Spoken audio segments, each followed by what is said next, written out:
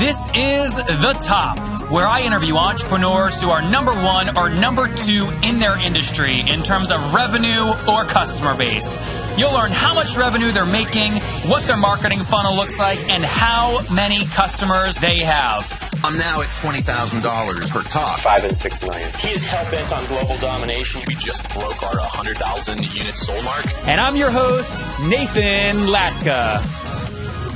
Okay, Top Tribe, this week's winner of the $100 is Jose Avila. He is a 17-year-old that doesn't want to go to college and he wants to start his own business. For your chance to win $100 just like Jose every Monday morning, simply subscribe to this podcast on iTunes right now and then text the word Nathan to 33444 to prove that you did it. All right, guys, I talked about this earlier, but I schedule like so many meetings that would blow your mind. I mean, all my podcast interviews, right? Hundreds of entrepreneurs I talk to monthly. I schedule, and you know what? I do it so efficiently. I get them all to agree to my calendar, so all the calls are back to back to back.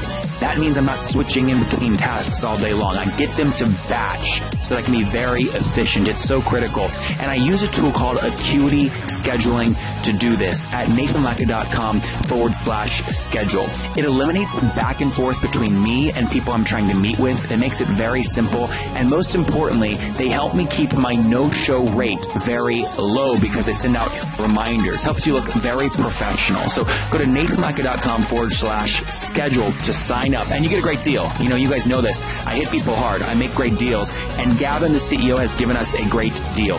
If you sign up like normal people, okay, on their website, you only get a 14-day free trial. If you use my link, nathanlatka.com/schedule, you get 45 days free. Okay? It's the best. It's free. Go to nathanlatka.com/schedule right now to sign up, and I'll see you there. Nathan Latka here. Good morning, guys. How's everyone? You're really going to enjoy today's episode, and tomorrow is even more fun. You'll learn from Neil DeSena of Sena Hill. They transacted over $200 million in the financial technology industry in 2016. Many of you guys are very interested in fintech. You won't want to miss this. He gives me his 7 predictions for 2017. Good morning, folks. Nathan Latka here. Our guest today is Slater Victoroff. He is the CEO and founder of Indico Data Solutions. He's a poet, a coder, an MMA fighter, vegan, Buddhist, and red letter Christian. Slater, are you ready to take us to the top? I'm absolutely ready, Nathan. Maybe my most favorite bio I've ever read. Oh, perfect. That's what I was aiming for. All right. Tell us what Indico does and how you make money. Yeah, so Indico at the highest level is a text and image analytics provider. We focus on a specific area of deep learning called transfer learning, and our focus is on allowing people to make their own text and image analytics with very little data and be able to deploy it in a variety of situations. Specifically, right now, we make money particularly selling this into financial services, and we found a really good sort of use case for the analytics suite that we provide in managing information overload for investment analysts. Okay, interesting. And what's the model? I mean, is it a SaaS model or pay as you go? Yeah, so we've got actually a couple different. So we've got sort of a freemium that we make open to developers, which is very important to us. So it's a very, very sort of generous free tier, and then sort of volume-based pricing like you'd expect for most APIs. And then we also have sort of an enterprise plan and, we have an enterprise cloud plan and then also an enterprise on-prem plan. Okay, wow. So there's a lot. Which one of these is kind of your main revenue channel? Which one does the best for you? Yeah, the second two, the enterprise cloud and on-prem offerings. The nice thing is we use Docker, so the two are both pretty straightforward for us. So there's not a huge difficulty in doing on-prem solutions. Is the reason you're doing, and just define on-prem so our audience understands. Yeah, so this is us bringing a physical box onto the client's premises. More frequently, it's us figuring out whatever GPUs they've got kicking around in their basement and figuring out if we can get Indico running on that. I picture Slater like walking through a blizzard in like downtown like Cambridge or something, or the financial district, like lugging servers to install in a basement somewhere. No, I mean, it's about right. I mean, the one thing that I'd make sure to add to your picture is remember that I'm wearing flip-flops in the blizzard. Other than that, you're spot on. Yeah, so guys, on-premises is basically, it's just more secure, and a lot of these firms that care about security and speed will kind of require that, Slater, right? Yeah, that's exactly right. Or what we found is almost a bigger requirement for a lot of these people is that they've got old contracts back before sort of cloud infrastructure was a big thing that required them to keep all of their data on premises. So they actually have legal obligations not to allow any of the data to leave their premises. Okay, let's get into some history here real quick. What year did you found the business in? So we founded the business in 2013. Nominally, it was sort of a dorm room business. So that's, the incorporation date of the company, but it was still a while before we started working on it full time. Okay. And what funding to date? How much have you raised? About $4.5 million. Okay. And was that all in kind of one round, or did you do a seed round early on? So we sort of did this big seed round when we first started of about $3 million. And then more recently, we raised sort of this bridge capital of about 1.2 to really help us attack this financial services vertical. And then we'll probably raise again near the end of the year. So a lot of you're a perfect person to talk to this about. A lot of CEOs, their egos worry them when they think about doing a bridge round for a lower amount than their seed, because they worry the market perception is that they're not doing well. But actually, bridge rounds can be very effective for minimizing dilution, right, and growing valuation in the meantime. How did you manage your own emotions going through that? So it's a pretty good question. I like to think that that's something that I'm relatively good at. I mean, one thing for me is that I don't really come at the CEO position from a business perspective, but I'm very much coming more from the engineering, design, sort of product side. And even though I'm sure there are a lot of product managers out there that really let their egos get the best of them, it wasn't a huge problem for me. I think even as much as 6 months to a year before that bridge round happened, we basically were looking around the space and realizing, hey, look, a lot of the companies out there, really, really good companies, are still having trouble hitting this product market fit. And we really think that sort of bridge round to get us sort of this extra year of space is going to be the time that we need. And at the same time, we kind of got to clean house, sort of use that as a really good event to get all of the investors, all the employees sort of totally aligned in this new direction. Yep. It makes a lot of sense. What do you guys remember what first year revenue was back in 2013? Four-figure, so we were pretty much a consulting business back then, really just proving out, hey, is there any desire for this? So first year revenue, I'm sure, was between $5,000 and $10,000. It's super low, but hey, you got to start somewhere, right? Right. No, I mean, we were based out of it then. So fast forward us now in 2016. What did you guys grow revenue to? Yeah. So I won't share the exact number, but I will say we're sort of in this mid progressing into upper six figures revenue. So we're hoping to hit sort of $1 million recurring revenue in 2017. Got it. And that's ARR or MRR recurring? Oh, AR. I wish we had $1 million MRR. Hey, so at the end of 2017... Yeah, at the end of 2017 at your holiday party, you'll be popping champagne if you hit $1 million in total revenue in 2017. Hopefully it's higher, but yes. Yeah, that's great. So this is a total guess. You can confirm or deny. Is it fair to say you're doing somewhere then between, call it 40 and 60 grand in monthly recurring revenue to date? Yeah, that sounds about right. Yeah, very cool. And, I mean, part of the reason I'm trying in my mind, I'm having trouble thinking about this is you have so many different pricing plans. It's hard you can't really categorize you maybe as a SaaS company. Do you think of yourself as a SaaS company?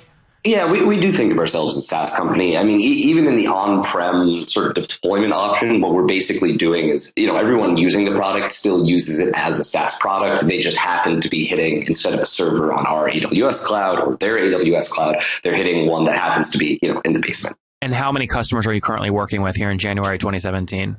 Yeah, so we're working with about 20 customers overall, but I would say that, sort of the more important metric for us is how many really big financial services companies we're working with, and that's about 3. And these are on sort of large enterprise plans, really in this use case. My audience obviously would love to hear a story about one of those firms using you, but I imagine those are wrapped up in confidentiality, are they? Most of them are. One of them is not, though. Can you tell us that one? How do they use you? What's the name of the company? Yeah, absolutely. So this is Manulife John Hancock. So Manulife is the overall name, and John Hancock is their DBA in the US. And at a high level, we started out working with the innovation lab there. It's called Loft, the Lab of Forward Thinking, which is sort of this small group of 20 or 30 people within Manulife whose job it is to go out and find emerging technologies and figure out if there's a way to kind of apply them to real business use cases. And what we did with them is we actually, and they're a really wonderful team. It was actually very very happy to work with them. And we put together a really, really strong bond sort of over about a year that we've been working together. So their main goal is they wanted to give their investment analysts a better way to read through sort of these large quarterly and annual reports, right? You get the 10Q and the 10Ks that come out, and these can be anywhere from dozens to hundreds of pages, depending on the company and sort of how rigorous their reporting is. And just reading through that for an investment analyst is extremely time consuming, extremely tiring, especially when, searching through the whole thing, they're usually only looking for a few key pieces of information. Like what? So the numbers. So it'll be things like, they missed earnings. There was some change in leadership, right? So of the, let's say you got 200-page annual reports. Of those 200-page reports, 80 to 90% of the report is going to be nearly identical. Like legalese. Like legalese, but more like, here's our earnings section, and it follows the same format. But the interesting thing that we found, right, is that even though each analyst only cares about maybe 5 to 10% about what's in that report, that 5 to 10% is different for each analyst, right? So if I'm super fundamentally based, right, I might only care about changes in leadership. If I'm a very quantitative investor, then I might care very much about earnings, but I don't care so much about the leadership.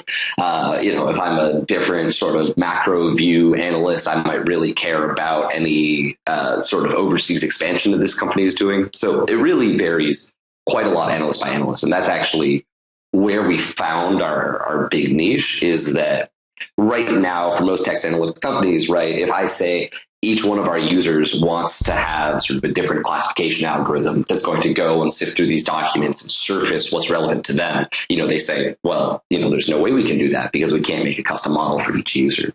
The really cool thing about transfer learning is that we can actually, if a user gives us 10 or 20 examples, then we've got a totally performing classification algorithm that's personalized to them, that doesn't, kill the servers, because we've got another deep learning algorithm deployed that lets them sort of analyze these reports just the way that they want. So the installation happens at John Hancock. Again, the Indico installation is complete. They do the first 4 or 5 manually so you can read their patterns, and then you kind of try and codify that. So moving forward, you just give them what they want.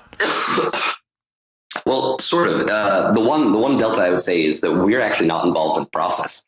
We were in the first couple of months sort of getting them up and running, but the really cool thing is that so the powerful thing about transfer learning is there's no rules, there's no hard coding, right? What we give them is an engine that after you give us 4 or 5 or 10 or 20 examples in that range, the algorithm is just good to go, and it'll continuously learn. And we sell sort of all of that pipe work, right? All of that functionality they get in a really easy set of APIs. Okay, Slater, I have a question for you. This is kind of more emotional and big picture. Oh, great. A lot of people believe the election, there are echo chambers that Facebook created, right? Because their learning engine is so smart. They know what content to show me in my news feed that I'm going to engage with and that I like. But what happened is that created echo chambers, which some people think are good or bad, but generally maybe there's less empathy in the world because of it, right? You could argue that.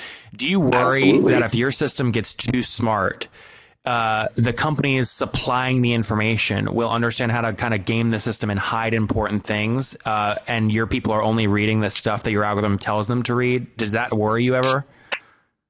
So that's a really excellent question, and it does absolutely worry me. I think the interesting thing that I'll say on the first part about the echo chambers is that it's absolutely true.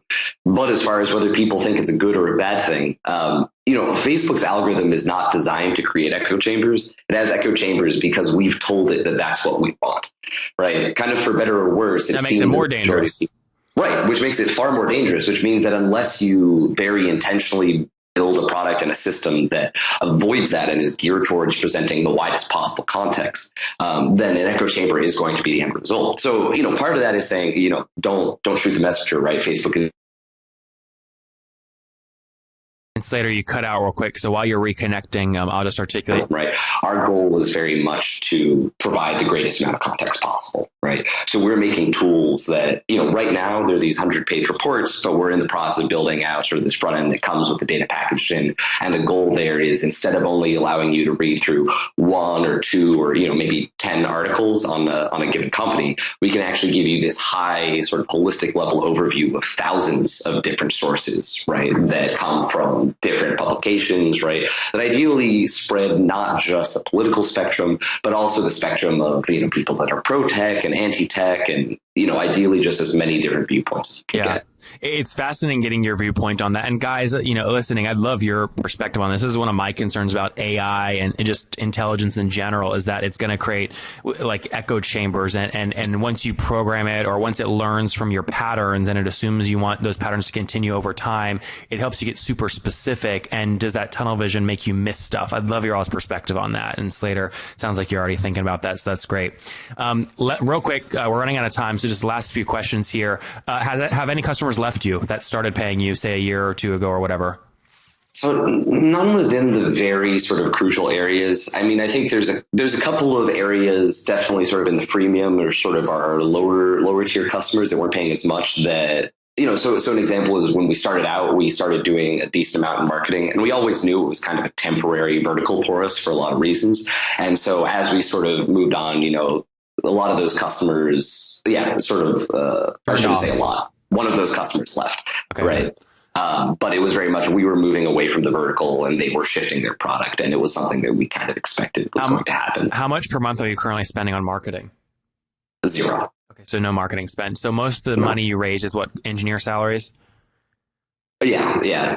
Sort of for better or worse, one of the requisites to play in this space is you have to have an extremely robust and functional backend. So we're still very engineering focused. And what's the team size?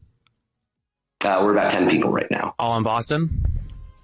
All in Boston. Very cool. So we've got one consultant in Malaysia that used to be in Boston, but unfortunately we couldn't get her visa through.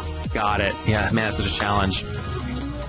Guys, I get asked all the time, Nathan, you host all these interviews, hundreds of them per month. How do you do them efficiently? And guys, the answer is simple. People always agree to my calendar, back-to-back meetings. I batch my interviews to stay very efficient. And the way that I do it is I use a tool called Acuity Scheduling at nathanlatka.com/schedule. And the reason I use them is very simple. They keep my no-show rate very low because they send out reminders about when the interview or the meeting is coming up. And also, they make it very easy to schedule time, right? I don't have to go back and forth via email 10,000 times with people I'm trying to meet with. Okay, at nathanlatka.com/schedule. Helps me so much. And by the way, look, I have so many meetings. I'm the best at meetings. Okay, I do them back to back, very, very efficient. You guys know me. Many people say I'm the most efficient they've ever seen. Okay, so I use the tool. It's so efficient. And by the way, I got Gavin. I said, Gavin, he's the CEO. I said, I want a great deal for my people. He said, Nathan, well, most people get a 14-day trial. Isn't that great? I said, no. He's given us a 45-day free trial at nathanlatka.com/schedule. That's not going to stay up forever. So go get it now. nathanlatka.com/schedule. All right, let's jump into the famous 5 here. Number 1, what's your favorite business book? I don't have one. I'm sorry. That's okay. No, don't make one up. Number 2, is there a CEO you're following or studying right now? Not really, actually, weirdly enough. No problem. Number 3, is there a favorite online tool you have that you use every day, like, TopTal? Stack Overflow. I knew you were going to say that. All right. Number 4, yes or no, do you get 8 hours of sleep every night? No. How much do you get? Like 4, 5, 6? I center around 5. All right. And then what's your situation? Married, single? Do you have kids? I've been with my girlfriend now for a little bit over 5 years. Okay, but no kids. Technically single. No kids. All right. And how old are you? I'm 24. All right. Last question, Slater. Take us back 4 years. What do you wish your 20-year-old self knew? I wish my 20-year-old self realized just how much he loved programming. And I also realized that he knew what on earth he was getting into starting this company. Because I think when I made it, when I was about 20 years old, I was still definitely a little bit rose-eyed.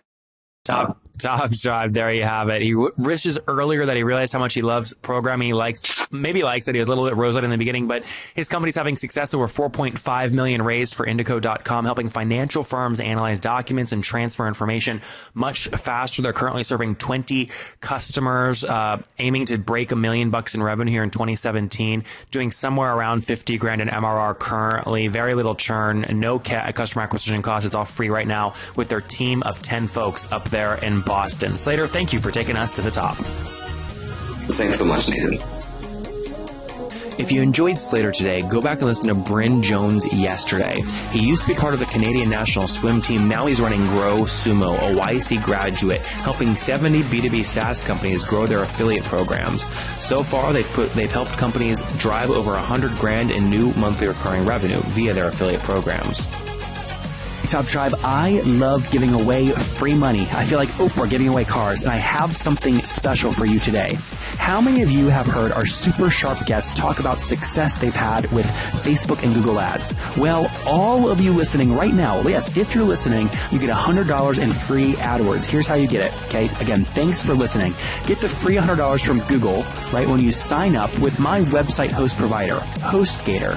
Go sign up now to get your free money. HostGator.com/Nathan. Again, that's HostGator.com/Nathan. Okay, Top Tribe, I'll see you bright and early tomorrow morning. And don't forget, before you listen to any other episodes, subscribe on iTunes right now for your chance to win $100 every Monday.